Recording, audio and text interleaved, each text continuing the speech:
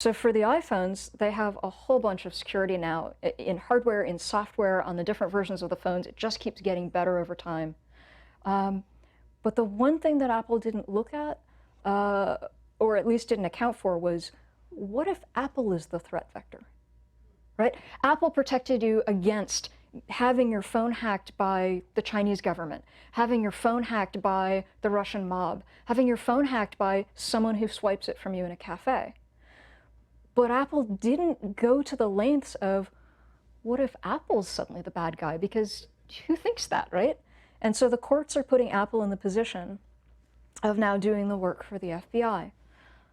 That's not completely unprecedented. There's law here about what telecoms have to do in different ways.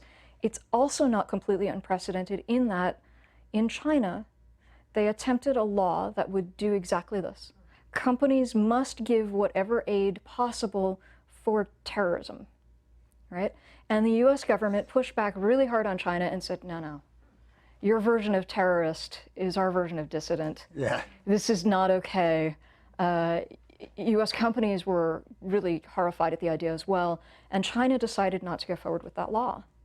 So is this a direct kind of anti-precedent to what China did? I mean, is this pretty equivalent to what China was asking to do? Yes. So yeah, they've kind of undermined, it undermines the whole diplomatic argument that you can't do this. Right.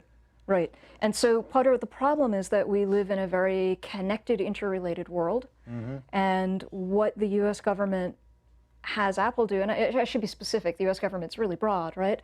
What FBI has the courts have Apple do has dramatic implications.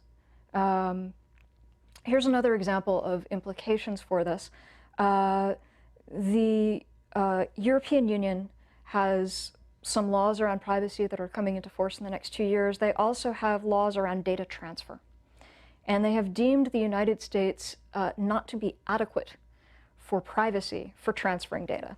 So for a long time, the Department of Commerce had a special program where companies would self-certify and say, we are at the level of privacy required for data transfer with Europe. This was called a safe harbor. And so this worked out. And then while he was a student here at Santa Clara University, Max Schrems asked Facebook for his data, and this snowballed over time into a court case that basically got the notion of this safe harbor tossed out on the grounds that there's no redress for European citizens who are having their communications intercepted by groups like the NSA. And so there's been this phenomenal set of negotiations with Commerce, with the FTC, with the FCC, phenomenal, trying to get things back on track, because if you can't transfer data back and forth between the US and Europe, there's a huge trade issue there, right? And so in the middle of this, they finally have a deal, they finally managed to get it in writing, and the FBI has now come out saying, we want this access. And I look at that and think, oh boy.